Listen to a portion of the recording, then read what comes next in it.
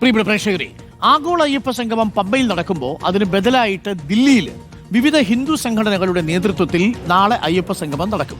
RK പുരം അയ്യപ്പ ക്ഷേത്രത്തിലാണ് പരിപാടി. മുൻ സുപ്രീം കോടതി ജഡ്ജി ഇന്ദു മൽഹോത്ര പങ്കെടുക്കും.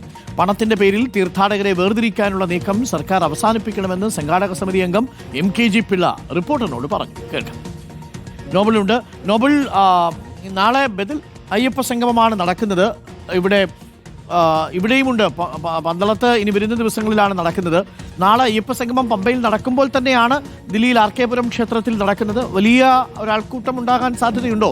ഒരുപാട് ഭക്തരെത്തിച്ചേരാനുള്ള സാധ്യതയുണ്ടോ നോബൽ?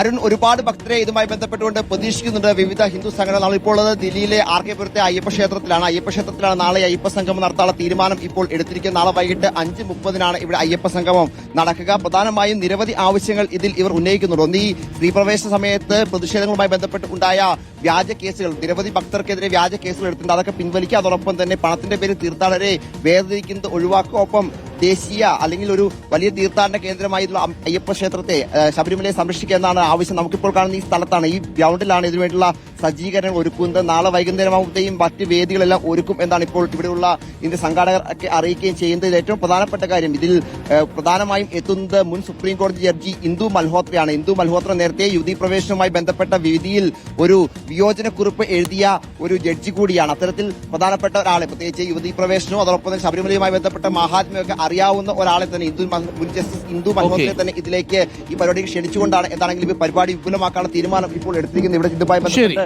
ചില ആളുകളൊക്കെ നമുക്ക് അവരുടെ പ്രതികരണം കൂടി തേടാവുന്നതാണ്. എങ്ങനെയാണ് ഇതിന്റെ ഒരു നടപടിക്രമങ്ങൾ, എന്തൊക്കെ നാളെ എങ്ങനെയാണ് കേട്ടോ പരിപാടി? നമസ്കാരം.